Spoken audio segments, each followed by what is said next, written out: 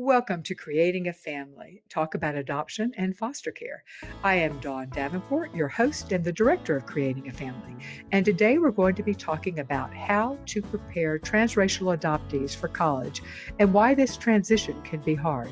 We'll be talking with Dr. Amanda Baden. She is a professor in the counselor education program at Montclair State University in the Department of Counseling and Educational Leadership. She is an active researcher and she currently leads the adoption research team. She is a transracial adoptee, and we are proud that she serves on the board of Creating a Family. Welcome, Dr. Baden. We are so happy to have you. Thank you so much for having me, Dawn. It's an honor. This is I think it is only fair that we begin this by saying this is going to be an unusual year by anybody's, under anybody's standards for going to college. So we're really going to be focusing not on that, however, we're going to be focusing on in any year, why is a transition for transracial adoptees something that parents need to think about in advance? So, Sure. all right, now let's begin by talking about the major developmental milestones for all adolescents that happen during choose an age range, 15 to 20, so that we allow some variance as to what they are, their own individuality. Yes, that's great. I mean, I think that one of the things to remember with adolescents and who are adopted is they go through the regular sort of identity and development stages that non-adoptees do, but there's an additional layer that can make things a little bit more complicated.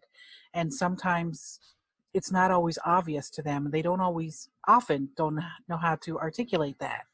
And that can be one of the challenges because some of the ways they're thinking about their lives, thinking about their identities, and thinking about their personal histories can be a little challenging, especially if they don't know a lot of concrete information and if they feel like they don't fit in with what's expected of them, either in their own community that they live in or in their birth community where they might think about how they might navigate their birth culture, for example. So some of the developmental issues, of course, identity is one that is everyone thinks of when they think about adolescence. But we certainly know now that identity doesn't just become an issue during adolescence. It's really a lifelong, ongoing process. But it does certainly become much more prominent and salient for folks during adolescence. And whenever we're thinking about kids trying on identities, like they try on clothes. So maybe one day they're a jock and the next day they're preppy and then they're goth. That's trying on identities, and it's perfectly normal. It doesn't always feel so, though, for some folks because parents might not understand how they're thinking about their identities. What about the developmental milestone of separation? That's another thing that comes to mind when we think about what adolescents, a typically normal developing adolescent, in those years, separating from family, and it ties into identity, developing their own identity. Is it's one of the hallmarks of that age. How does adoption add an additional layer to separation? Oh, it does. It adds an additional layer because already transitions have often been hard for adoptees. So when they were first adopted, they had a transition from their birth parent, even if they don't have actual formed memories, specific memories. There's a lot of folks who believe that there's other kinds of sensory memory that adoptees have. So that transition from the smells and the sounds and the feelings in the womb, and then once out of the womb, once that transition happens to a caregiver or an adoptive parent, that's another transition. And transitions can be associated with trauma.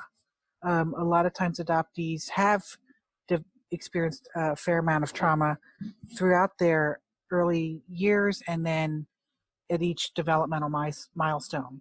So that separation can mean that the people who they've become most comfortable with, the people that define them in certain ways may no longer be there, and they will be looked at as different. So for transracial adoptees, it's particularly complicated Mhm. because they may have been raised, often are raised in white families, and so they may, in a sense, feel pretty much like they live a white experience. Mhm. And people who know them from their community are used to that and expect that. But going off to college means they're going to go there without that understanding. Folks won't know that they were raised by white people, and they might not know that they aren't as quote unquote foreign as people might expect.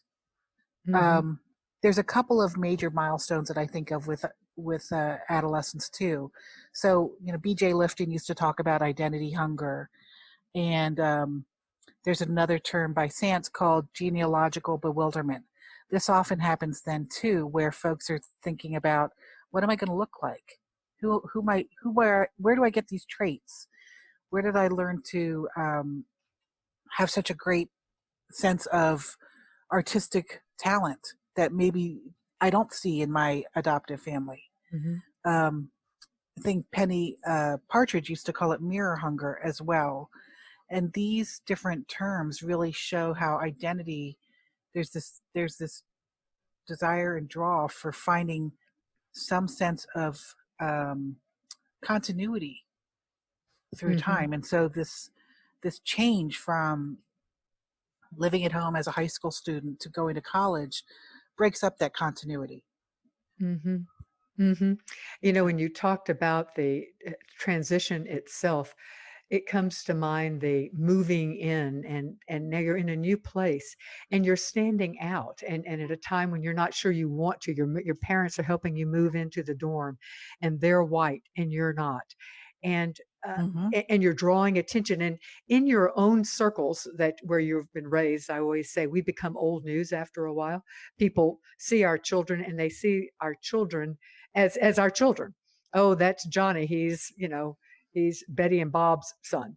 And they so that we don't draw attention anymore, or usually Exactly. as much. But just even the moving in experience, all of a sudden there is more attention, and so it's that having to face that yet once again.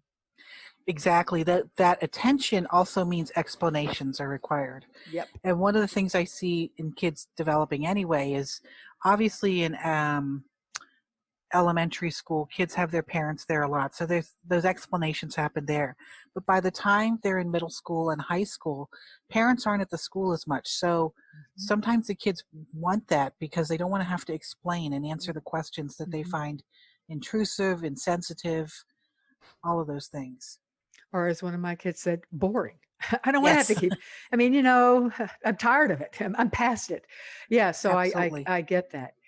Uh, Now let's go back and talk about some of the term I have heard is the honorary whiteness. That's a particular element for transracial adoptees. What do you mean by honorary whiteness, or what does Yes, I that? sure. I talk about that a lot actually. I think it's partly goes with what we were talking about before, that when you're in a community, people start to know, oh, that's the family with the two Korean kids, or that's the family that went to Guatemala to form their family. So they recognize who they are. So they're not taken as um, a non-adopted person might be. So in a pretty homogenous community where there's only a few people of color and they are all adopted, they can get that honorary white status and be treated like they're another white person because they are Betty and Bob's child. And Mhm. so they were raised within the white culture, and they kind of get that honorary status as someone who's going to understand and behave in the way that fits white culture. But if they didn't have that status, they might be looked at as an actual immigrant who, or a Mhm. foreign person who is unfamiliar and may cause some folks to feel discomfort. And so I think that what's challenging is if that's not talked about and acknowledged, then kids may go to college and not realize that they had this honorary white status where they were really only friends with other white kids and really didn't feel comfortable with people from their own ethnic groups. They go to college and people don't see them as honorary white people and expect them to be a Chinese person like other Chinese kids there, or a black student who is going to be involved in activities that other black students are involved in. And so when they aren't prepared to know that, it can feel very unsettling, and they can maybe feel like they don't know how to navigate the social element of college Hmm. because of some of those challenges. We have heard children, or not children, adolescents, young adults say they don't feel Chinese, let's just using that as an example, Chinese enough for the Chinese kids, and all of a sudden, for the first time, they don't feel white enough for the white kids. Mm-hmm. And so they are betwixt and between, and finding their niche. Yeah, it's a situation where often, well, not often, our children will be perceived as if they were raised by a black family, by black parents, or Chinese parents, or Korean parents, or Guatemalan parents, because that's the norm. Mm-hmm. And that's when I think back to the importance of what we tried to tell parents. It seems to me this is one of the reasons that it is so important for parents to make sure their children, as much as possible, understand, know, and feel comfortable in the culture of which they were born, because they're going to be perceived as being of that culture. Absolutely. I mean, I've had in my practice I'm also a practicing psychologist. When I have clients who went to college and struggled, sometimes they might say, well, they tried joining the Korean Student Association, for example, and realized that their experience of in their families was qualitatively different than that of the other students in that group. So they might recognize that their parents didn't have the same expectations or for them or the same pressures, but also they also didn't feel the same level of comfort with um, some of the cultural norms. So Mhm. kids in the groups who might be speaking in Korean, for example, can feel off-putting to an adoptee who hasn't had much interaction with people who aren't adopted and are of their ethnic group. Mhm. Mhm. That makes sense. Do you think the experience of transition to college is different depending on the race of the adoptee? There's no data that talks about that, so I can't say for certain in terms of any research that's been done, but I can say that qualitatively, I think there can be differences. One thing that I've thought about is international transnational adoptees. Sometimes the access to their people from their own birth culture, so other Chinese folks or other Koreans or other Guatemalans, can be sort of one of the gatekeeping functions is language skills. Mm. And so adoptees who want to maybe for the first time really build a community of people of their own ethnic group may struggle because they don't if they don't have those language skills. Whereas a domestic adoptee of color, a black student, for example, black adoptee, um, may have a little bit more ease in terms of at least language, although they may not have the same ways of interacting within the Mhm. community. So I think Mhm. all groups though struggle sometimes to feel like they can fit in to that group, and they might have to do what I have called in my work reculturation, which really means that they are trying to reclaim some of the lost birth culture. And this is a prime time when it happens after high school, early into college or post high school, when adoptees are in the world on their own and don't have that honorary white status, when they try and figure out do they want to reclaim some of that lost identity and be able to essentially pass as a member of their birth ethnic group. And parents sometimes view this as threatening to them and their relationship. What would you say to parents who are feeling that? I think I understand why they would feel that because they might not have ever experienced the um, the pressures that their adopted children have, the pressures Mhm. around race, the pressures around culture. Because, frankly, for a lot of parents and white people in general, um, race has, for their personal race, may not have felt so Mhm. salient to them because it seems like the Mhm. norm. Mhm. And so Exactly. it may be hard for them to identify with it. However, I would say to the parents too that these kinds of identity processes aren't about their parents. Mhm. And so if they personalize it, they're making it about them, and they're making their adopted children have to take care of them. Mhm. And it's a hard enough process as it is, that so that you shouldn't be asking your kids to take time out of figuring out their own process to take care of you.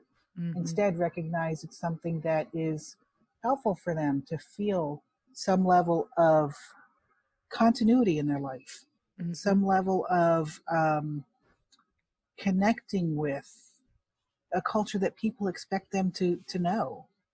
If they're out on the streets without their parents and they look somewhat adultish or late adolescence-ish, then people will expect them to know certain things. And that can be very difficult for adopted people.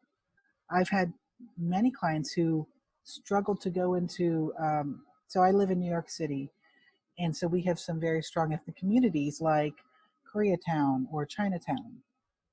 And I've had some clients who are really hesitant. They'll go and eat any other ethnic food except for that of their birth country because they fear the interaction with the people who work there and the expectations, and that they will somehow be um, offensive towards the workers there, or they will be embarrassed by them, or they will feel that they're rejecting the culture in some way, and so they may avoid it.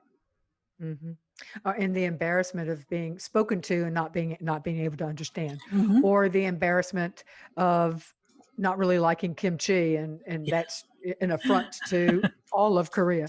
So, Yes. things such as that, yeah. So in essence, I go back to I wanted to bring us back to what you said for parents. It's so easy, and it's just because it's human nature. But as our children grow up, it's not supposed to be about us. It is Right. supposed to be about them, and we should want our kids to feel as comfortable as they can in their skin and in this world. And if our kid thinks that this is what they need, and it quite reculturation may be exactly what they need, it isn't about us, and it doesn't necessarily mean that we are losing them. I think Right. that's the fear parents have, is that I will lose I will lose them. And that's the nature of, I think all parents struggle, not all parents, many parents struggle in their teen years when their kids are forming identities and trying on identities that are not the parents' preferred identity. Yeah. You make a great point, Dawn, and I think one of the things that parents might not realize is by allowing them to learn about themselves and feel comfortable in their own skin, they're actually going to improve their relationships with them. Mm-hmm. Mm-hmm. And it's the it's those situations where the parents feel threatened and they can't or don't support their children's explorations, where a lot of the conflict comes in. Mm-hmm. If parents can get some humility and recognize that they can't be everything for their Mm-hmm. kids, they might, they can do a lot of things for them and they've provided a great foundation. But some things have to be done during adolescence. It's that launching period where Mm-hmm. they are starting to learn to live in the world in their own skin in a way that makes them feel authentically a person. If Mm-hmm. it helps for a Chinese adoptee like myself, from Hong Kong, to feel like I can really relate to what that means. I know what it means to be from Hong Kong, and I know Mm-hmm. what that culture's like, and I know how to think about the people there and the community.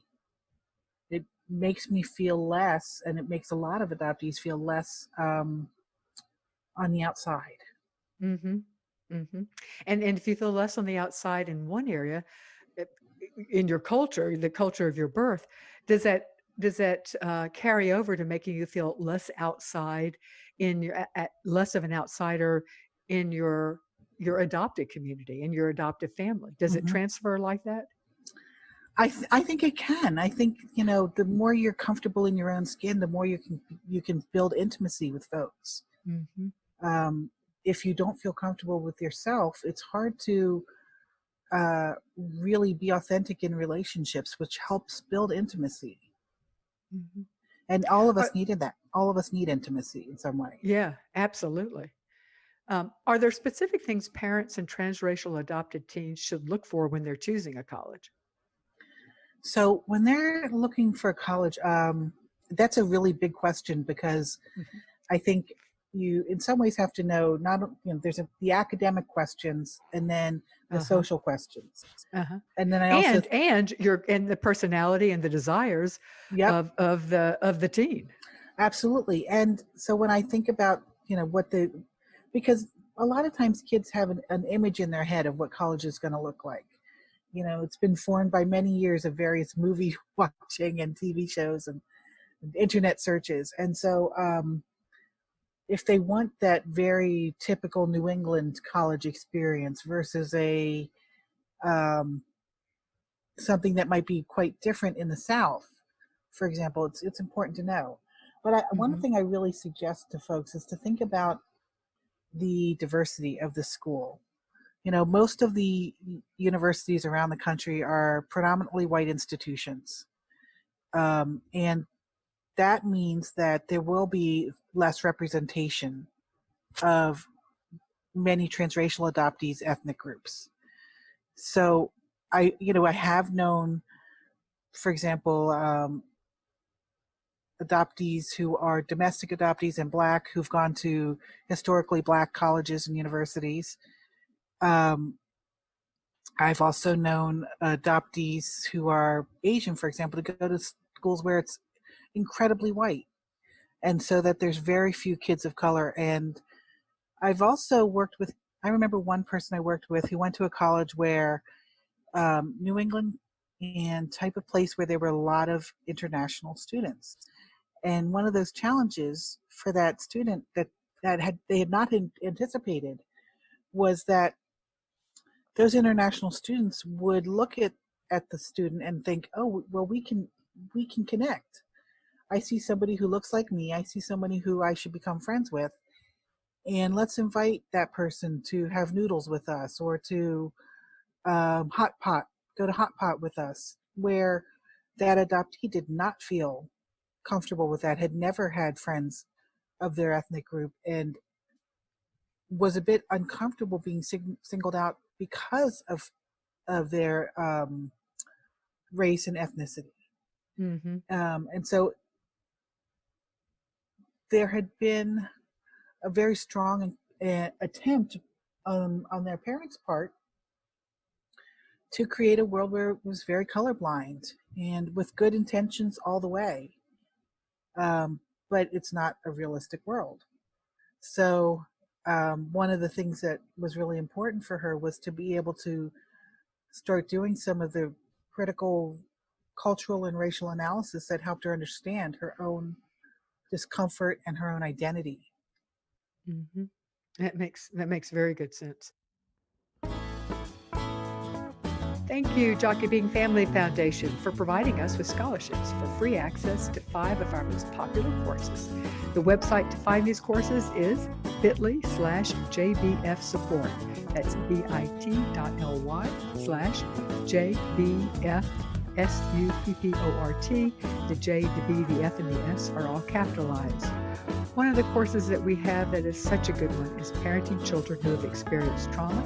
The guest expert is Karen Doyle Buckwalter. She is a clinical social worker specializing in attachment and trauma and the author of Raising the Challenging Child: How to Minimize Meltdowns, Reduce Conflict, and Increase Cooperation.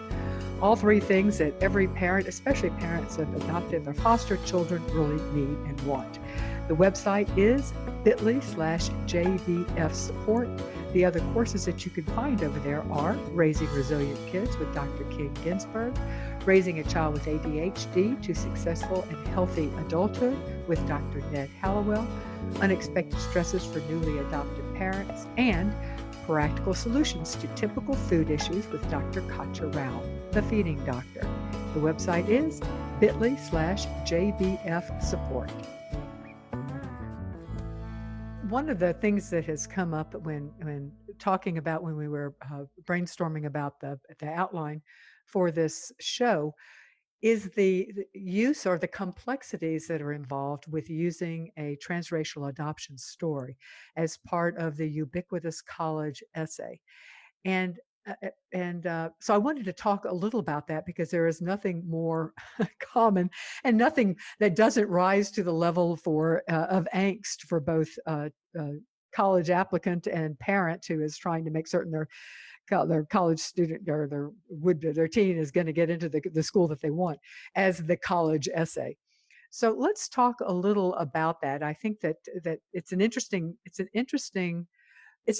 dilemma about whether or not would-be applicants use their adoption story and whose idea is it to use their adoption story. So let's talk a little about the whole college essay and use of the transracial adoption storyline.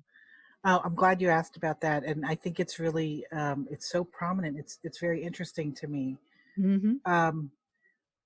So I think in terms of whose idea, I'll get to the whose idea it is in a bit, because one thing that it makes me think about is, a lot of adoption groups have tried to institute mentoring programs for adoptees. And the way they look at that is older adoptees mentor younger adoptees. Hmm. And that is a great idea, except it sort of assumes that the older adoptees have worked things out. And my concern about that is just because they've lived longer doesn't mean they've understood themselves better. Mhm. Don't And tell so, my kids that, okay? I know. That's yours and my little secret, all right? All right, certainly. We'll Okay, keep it between us. good, But thank you. but I think that's what can happen with these stories too, because people say, "Oh, your story is like a movie script or something like that. It's got a great plot development Mhm. to it, and so maybe that's what you should write your essay about." But again, it supposes that there's some insight, some growth, some awareness. And for an adoptee for the first time to be writing about their adoption on their college essay, um, it may cause challenges in lots of ways. So I can see that, if someone's never really articulated their story and never really tried to assign meaning to that story, it can be it can throw them for a bit of a loop. And it can also come across in a way that might make that person appear less insightful, more superficial, Hmm. not unique. Because each person's story, although there's lots of similar junctures where things occur, the way in which you make sense of your story in your whole narrative is something that's a long-term process. So I don't necessarily think people should avoid writing about that story, but I think if they're going to, it shouldn't be the first time when they do it for an essay. Hmm. I think it'd be great if they've started to work on that and work it out much earlier. I also think that, you know, the ways in which people who are not in the adoption community directly look at adoption can be can carry a lot of unintentional stigma, Hmm. which, And pressure. yes, Pressure yes, to be grateful, pressure to be happy, pressure to be looking upon this is the pot of gold at the end of the rainbow type of thing. absolutely. I mean, when anybody finds out someone's adopted, it triggers all the adoption microaggressions that we know exist. Um, and they're not because of bad intentions. They just are because of a lack of knowledge too. Hmm. But intention doesn't matter when it comes to these things. Anyway, in terms of how they write these stories, I think we have to think about how dimensional we want to be. I think all adoptees, anybody applying to college, I should say, wants to stand out. They want to be memorable. They want to have something that can be linked to them and shows them as someone who is a good fit. Mhm. And so their adoption story for some folks really is that main thing, but it's not for everyone. Mhm. Some Mhm. people, their adoption just, they have treated it like it's just another line on their demographics questionnaire, and they Mhm. have not incorporated or internalized much of the insight that they could gain from it. Mhm. And in those cases, it can make it a little harder for them to understand how to think about their adoption. They might be articulating in a way they've been told to articulate it, or the way in which the latest movie or the latest novel tells them. Mhm. Mhm. I think most adult adoptees, if you were to ask them, who are 10 plus years out of college, would say the way that they looked at their adoptions at 18 is vastly different than the way they look at it 30, Mhm. 40, 50 years old. Mhm. And that makes sense because they Yeah. have more life experience. And Mhm. yeah, interesting. Yeah. I mean, You it's know, not, go ahead.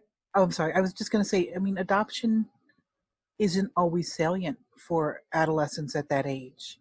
They Mhm. recognize it's a factor, but things that are more salient to them might be finding a boyfriend and being a, or Mhm. girlfriend, or being popular or something like that. And so Or understanding their their, or their identity might be tied up in being a good soccer player, or exact, being a scientist, or being a artist, or that is more salient to them and seems more relevant to them.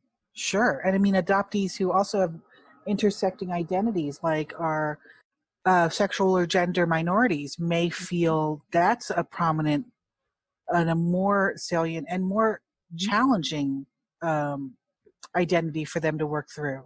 Mhm. And And so it can be chances are good reductive. it might be. Yeah. Yes. So I think that doing the essay just on that Mm. can be a bit reductive for people. Mhm. Yeah. It also bothers me that it seems like that, well, I shouldn't say.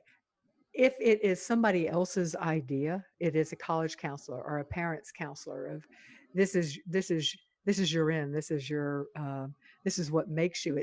It feels like that it should come from the adoptee wanting to do it, not from somebody telling them, "Hey, this is a good story." Like you say, it's a good storyline. It's got a plot point here. We've got we've got a story arc going. Uh, that it should be, if the adoptee wants it, then that's fine because then it is salient to them. But if it's Yes. not, then somebody else telling them that it's almost like their story is being used in a way that they're not choosing. That's a great point. And I think when you think about the fact that there's um, a lot of young people now, because some of the highest points of international adoption took place in 2004, 2005. So many of Mhm. those adoptees are applying to college in these Mhm. years right now. Mhm. And Exactly. so if you see that, say 10 kids all applied and all told their adoption story and they're all adopted from China, then you're also then being compared to them, and Mhm. the way in which you can write about your story. Mhm. Mhm. So I would encourage trying to work it out a bit. I think a lot of times adoptees who are also in that situation, transracial adoptees, may have not figured out the issues around race that are very important in Mhm. their story. Mhm. And those factors get really um, those things really change over time in the way people think Mhm. about them and Mhm. articulate them. Mhm. That makes sense. Of course, they will be being compared with other 18-year-olds, not Absolutely. not 38-year-olds. So, you know, Absolutely. yeah, so it's not that, so their take on it will not be expected to be the depth that it might be, or the differences, that even if it's, yeah. All right, let's talk about the one of the a common emotion for adoptees is dealing with the idea that they were rejected, regardless of what in fact may have happened, or no matter how others try to interpret their story. Uh, definitely adoptees can sometimes interpret it as I was rejected. How does that play out with adoptees applying, assuming that your adoptee is applying to numerous schools and we tell them to do a stretch school? And, so in other words, rejection is a part of the very common part of the college application process. How does that play out with a person who has other issues with rejection as a part of their adoption? It can play out. That's a great question. It can be play out a lot of different ways. One way I've seen it play out is that the adoptee might choose only schools they know they're going to get into, Mhm, so that they don't have to face that rejection.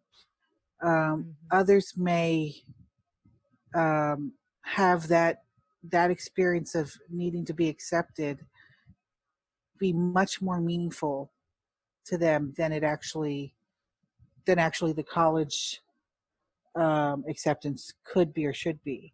So, for mhm, example, um, if Princeton doesn't accept me, then no one will.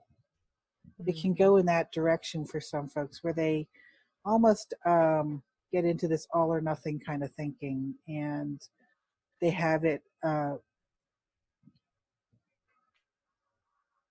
Sorry, they have it factor in a way that doesn't really fit. So, for example, I guess I'm thinking of adoptees who get rejected from a school that they thought was going to be perfect for them. Sometimes they may really take that to heart, and it can feel mhm, more reminiscent of other rejections. mhm. Um, So what can parents do that they knowing that this is a possibility? What can parents do to help their children? I think it helps to help prepare the child that, I mean, the teen, I guess they're almost Yeah. adults, most of Yeah, them. young adults, yeah, they don't Yes. wanna be called a child. I said child, but I Yeah. should have said young adult or adolescent or youth or something, yes. I think part of it's even talking about that possibility. But when it comes to thinking about the challenge is rejection from college isn't rejection from first families. Mhm, And it's helpful to make that distinction. But also the framing of um, one's adoption as a rejection story is very stereotypical, but also very commonly held. mhm. And And parents are afraid to bring it up because they don't want to play into that story. absolutely. And one of the things I talk with folks about is that I get why people, I mean, it's very personal, and it's very, it feels like there's no, I think a lot of adoptees feel like they don't have any control over that story. They can't, they can't dig into it because they can't get the access. But the challenge is too, um, in a way, because the adoptee feels like this has happened to them, it makes sense that they would think that the decision was about them. Mhm, But for the most part, almost universally, I try and help adoptees realize that the relinquishment, the abandonment, wasn't really about them as people. It was an adult problem. It wasn't a baby problem. mhm, Babies don't have that kind of power, mhm, but adults don't always have the um, resources or choices that they should. It can be a political issue. It can be a societal issue. mhm, So, but personalizing the rejection as being some deficit in them um, can make it feel, in a way, like it's a little bit more in their control, mhm, even though it's obviously mhm. not. No, but if it but that does yeah, I could definitely can see how then that's a sense if I need control over, something that didn't happen, if it was my fault, then it means I had control. Yeah. Yes, exactly. And it's hard to give that up, because otherwise, then the world's not fair, and things happen without any good reason, Mhm, and that's hard to accept. mhm. As human beings, we're always obsessed with fairness, and it just doesn't happen a lot. And control. Absolutely. And Yeah. adoptees have lots of control concerns. Mhm. Interesting. This show, as well as all the resources provided by Creating a Family, could not happen without the generous support from our partners who believe in our mission of providing unbiased education and support to those struggling to create a family. Some of our wonderful partners include Children's Connection. They are an adoption agency providing services for domestic infant adoption as well as embryo donation and adoption throughout the U.S. They also provide home studies and post-adoption support to families in Texas.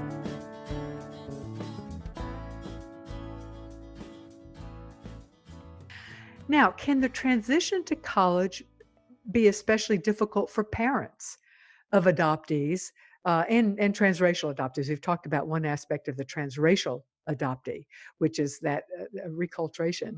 I think it was the Yes. word you used, yes. Mm-hmm. And that can be threatening at times to parents. But what about just in general, that transition to college of any adopted youth? Yeah, I think it is challenging. I mean, for launching and sort of empty nest issues that a lot of any parent has with launching their kid, that can be challenging Mm-hmm. because they're used to having a certain role, a certain purpose. They like to be needed. They're used to being needed. Some people don't want to be needed anymore, but a lot of folks do. And Yeah. Well, their identity, it's just yes, shifting your identity because absolutely. you're a parent forever. Yes. However, you are not an active parent when your children are no longer in your house. Absolutely. And another factor, I think, is that, a lot of transracial adoptees have been adopted by parents who have a lot of personal success in their lives. Not all, certainly, of Mm-hmm. course, but they're used to being able to make things happen. And some Mm-hmm. of them also take very active roles in trying to smooth the path for their kids and always smooth the path. And then they don't get to do that anymore. They have to allow their child to make mistakes. And that's hard for some parents because um, they may question whether they've really prepared their children or not. Mm-hmm. Mm-hmm. And they undermine their child's sense of autonomy and capability and competence if only mom and dad are able to make things happen. Yeah, I can see that as a problem too. Yeah. What about that transition to college?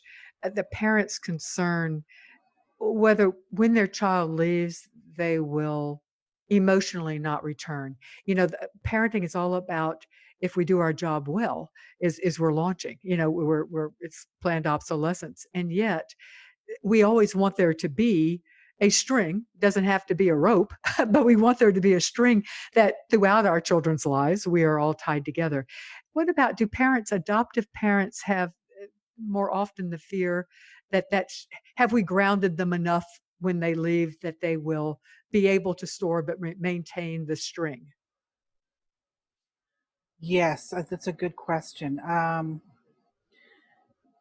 It's a hard one to answer for sure because I think it also depends on the kind of relationship they build Mhm. and the kind of communication they're able and willing to have with their children once they are launched. Mhm. Because if there's been a lot of conflict during childhood or adolescence, and if they haven't figured out a way to communicate effectively about it, it can be harder to learn that when they're not physically around each other. So Mm, I think mhm. one of the things I would recommend to parents is to, it's never too late to become humble and willing to listen and to learn. Mhm. I think the things that parents can do that's most harmful to keeping that to the emotional return is defensive reactions and blaming reactions, Mhm. Mhm. and not being willing to learn about what they can do differently. Mhm. Which is another way of saying don't make it about you when it's not about you. Absolutely, absolutely, Mhm. because um, a lot of the people that I've worked with who've had challenging relationships with their adoptive parents, a lot of it has been around communication, around racism, Mm. um, around other family dysfunction, mental health issues, substance abuse, all of those things can come into play. So if parents have some of those issues, if they've had very contentious divorces, things like that, it can add additional layers where the adopted person may really struggle to figure out Mhm. how to develop an adult relationship with their parents, because that's part of Mhm. it. Mhm. And I will say, as a parent of children this age, I think all parents, uh, many parents, not all, many parents struggle with how to develop an adult relationship with, and that's part of what this age, part of what college and the early 20s is all about, is learning how to form an adult relationship with your child. And I can see how, especially in transracial adoption, that might be challenging if you feel threatened and are not open to listening to what your child is learning in this journey that they're on. I think that's very true. Mhm. Very true. Another thing that happens or can happen during this time is if an adoptee has not been raised in an open adoption. Generally, the laws are such that birth parent searches can take place usually at age 18 or thereabouts, or the person, the young person is autonomous enough, even if it's an international and there's not a law prohibiting it. They're at this point ready and able, or could be ready and able to do it. So it seems like that also can complicate this time period if and this transition to in the early years of college if an adoptee is doing that at the same time. Yes, I think that's very true. I mean, so birth parent search is such a complicated Mhm. issue It's for a the show unto itself. it is it's very important, and there's often been a lot of conflict even within the community about who gets to search and when they get to search. Mhm. And I've met many adoptive parents who are trying to do the search for their children, even though their children don't necessarily know I know, how to it's a handle hard that one. and what to do with that relationship. Mhm. So it can Yes, be very complicated. I think it is. a lot of times they're not doing it with the support of a professional, and they really should. And I don't mean a search professional, I mean a No, mental health professional. exactly. Um, but I think that, because identity is so prominent during this time, birth parent search makes complete sense because during adolescence, young adulthood, there's the family romance fantasy where there's a belief that, my other family would be this and my adoptive family is this. So one side's grass is always greener in Mhm. some ways. And then Mhm. there's also some of the functions of just sexual identity and dating that can raise a lot of questions in adoptees about their own birth parents' romantic relationships and how they came to be. Mhm. Adoptees who find themselves at the age that their birth mother was when they gave birth Mm. can have a Mhm. very unique experience of that, which may trigger that desire for search. The challenge with the search, though, is that sometimes folks think it's going to solve all their problems, Mhm. and it often just gives you new questions, Mhm. um, even with full contact. Um, Mhm. but I think that 18 is such an arbitrary number Mhm. for when search is allowed, Mhm. because someone may be ready for a search when they're 16, and someone may not be ready when they're 18 and may need to be 40. It just depends. And but I think doing both of those things at the same time can be challenging, but with support. And that doesn't necessarily mean that the adoptive parents are doing the search for them, but maybe are providing supporting the need for a therapist, for example, to help the adoptee do the search and to figure out how they're going to connect, or if they're going to connect, Mhm. would be really a helpful thing. And to not take it personally. I sound like a broken record. And to not take it personally if your child wants to search. Oh, such an important thing. I think a lot of Mhm. folks who a lot of adoptive parents, even though they may recognize that search is coming, it's still it's a hard thing Mm-hmm. because they have their relationship with their adopted child and they feel like it's going to change. But one thing that I've definitely seen is that, I don't think that the contact with the birth families really changes the connection at all with the adoptive parents. They still have their own unique connection. It may, in fact, often make it better. Mm-hmm. And especially if it allows the openness to communication about adoption to be less complicated Mm-hmm. and to be more upfront. Mm-hmm. Mm-hmm. Yeah. That makes such good sense to me. It absolutely does. Hmm. Uh, I do think that love is not necessarily a finite quantity, and you can love them, and we all love more than one person if we're lucky in this life. But time is, and I think that is sometimes where parents get hung up is, oh, they're going to want to spend Christmas or birthdays or Mother's Day. Where are they going to go? I think that's sometimes what can trip up adoptive parents. Uh, Hmm. but again, that's really our issue, not our children's issue. Hmm. Absolutely. Yeah, exactly. Now let's come to the practical part of this. Oh, we've talked about lots of things during this transition period. So let's now talk about how parents can help their transracial adoptees make a successful transition to college and really into this next phase of life. But we'll keep it, that may be a little too that may be flying a little too high for this now. Let's just keep it, make a successful transition into college. So what are some things that parents can do? So I think that they can start by really trying to help the adoptee recognize and be able to talk about racial issues, their comfort in their own um, birth culture, and with people from their own group. So one thing I always recommend to adoptive parents is to try and have people in their families' lives that represent or reflect their kids. Hmm. And so that helps them start to hear the stories and learn about how college life might be for a person of color. And when it's white parents who've adopted kids of color, their experience in college may be quite different because of their racial experiences, the way people respond to them, etc. And so when there's those differences, adoptive parents, all parents probably like to tell their stories of college or of transitions, and their kids may not be able to relate to those.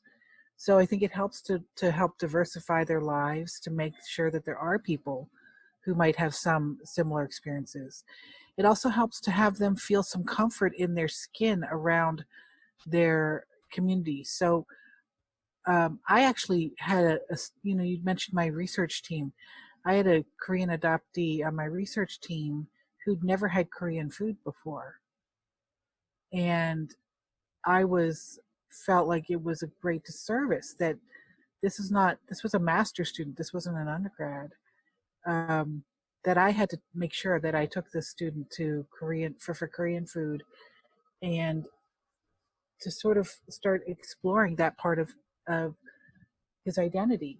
Um, and not that the food is the only way, but that's the way culture is easy to celebrate because food, music, festivals, those are Hmm. sort of easy entries. But then the harder entries are developing real relationships with people from those communities.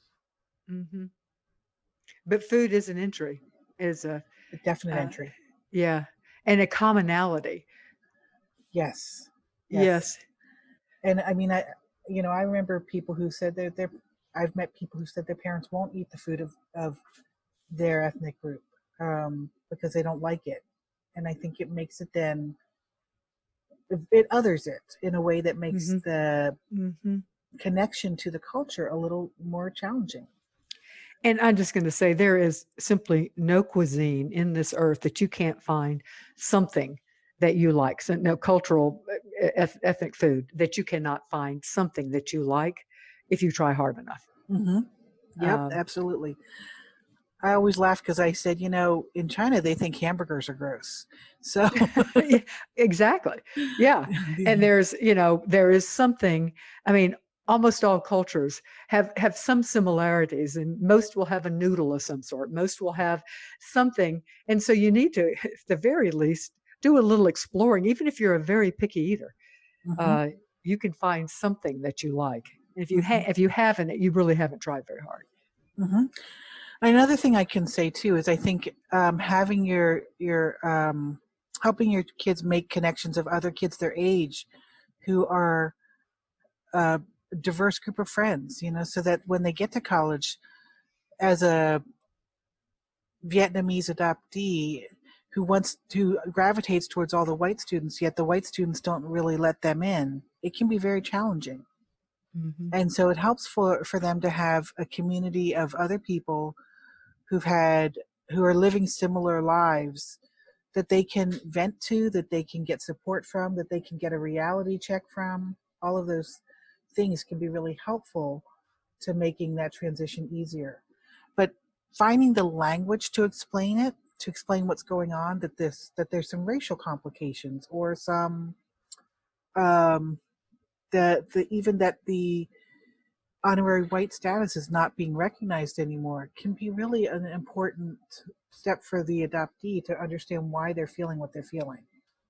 So, would a suggestion be for parents to bring this up and talk about it? And the 100%.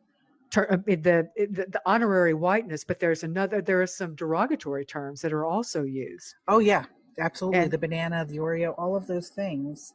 mhm, Um, exactly. mhm. And bringing it up to our kids, even if they don't seem receptive, uh, because another hallmark of teenagehood is to not be receptive to your parents' deep discussions. But bringing it up to prepare them to at least know that they have thought about it. Absolutely. Yeah. And the way I suggest to parents is take your child on a long car ride, and that's when you can have real conversations. Mhm. Um, Yeah. When they're strapped in. they're strapped in and they don't have to look at you. You can both Yeah, be and looking a different direction. yeah.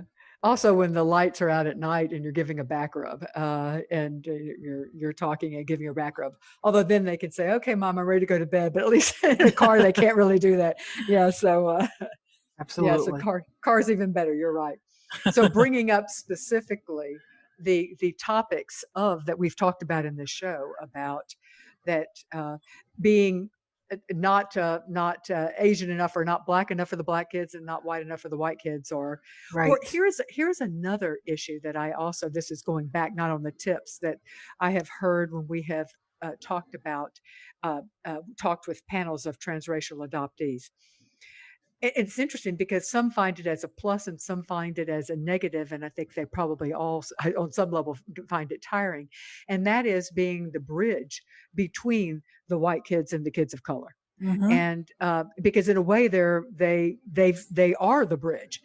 And it's been interesting to me that some in this age, when we've talked with young this age, in their 20s, transracial adoptees. Some find it as yeah, this is a real leg up for me. Others find it as just a tiring nuisance about always having to do it.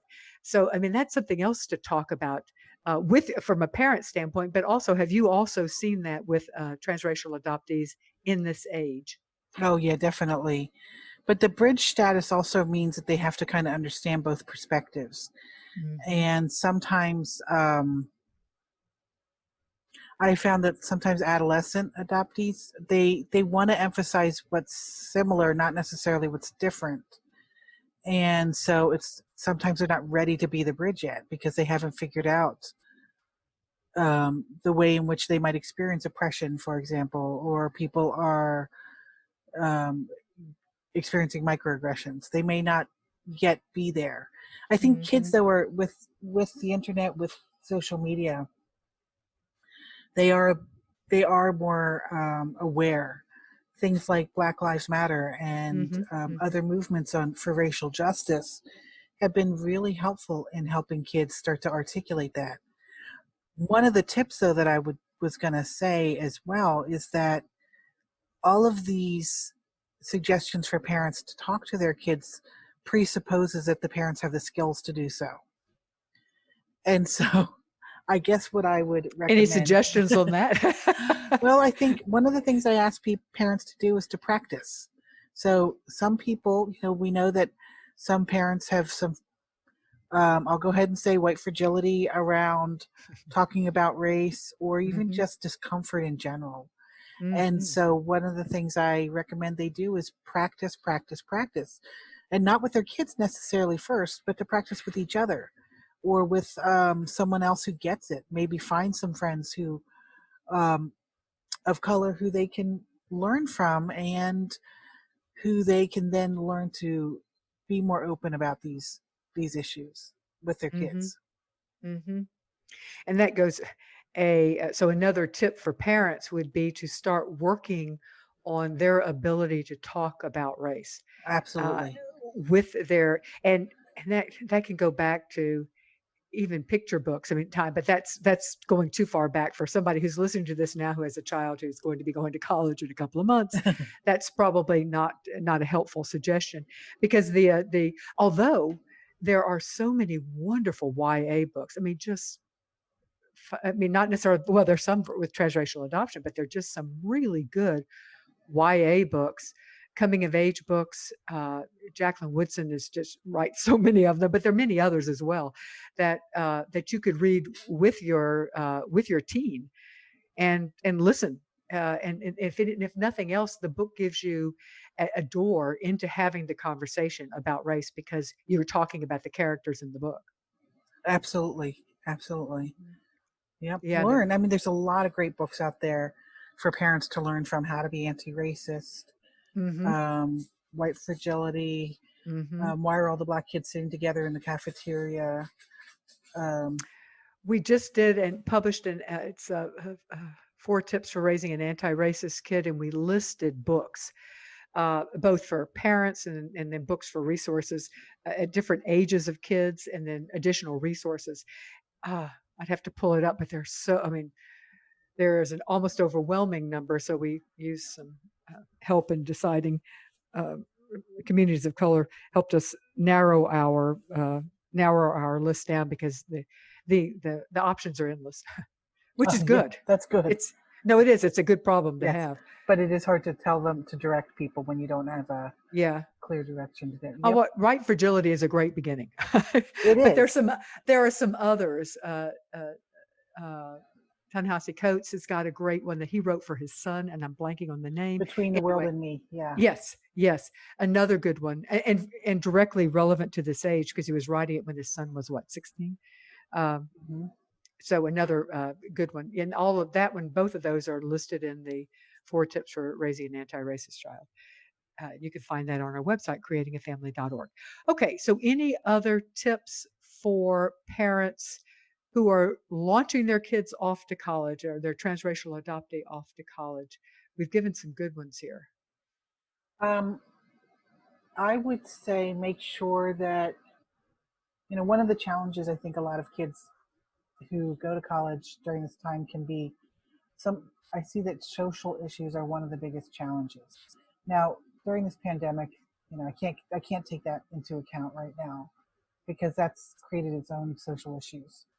But in general, under normal times, if we can ever have such things, um, I think figuring out who you want to identify with and what kind of friends you want to have, what kind of person you are, will be a challenge. So, for example, I've had clients who themselves aren't interested in substances, and they find it very hard when the people they're meeting are all going to parties a lot and getting um, drinking or using drugs, and they don't want to be part of that. So then they don't necessarily know how to Mhm. build that intimacy elsewhere. And so one of the things I recommend to them and to their parents is to help them recognize, like, start to learn how they can build those out of communities that they haven't been in all the time. So they talk about their previous lives. If they've lived in the same town their for most of their lives, they haven't had to build new communities Mm-hmm. until that point. And so taking some risks by going to join different clubs and um, try and form more intimacy in just the way you speak to people, Mm-hmm. with good judgment, of course.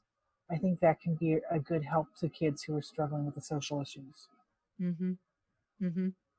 And do you find that the struggle for social issues is more relevant, more pertinent to transracial adoptees, or is that more of a general suggestion for all children, including adoptees?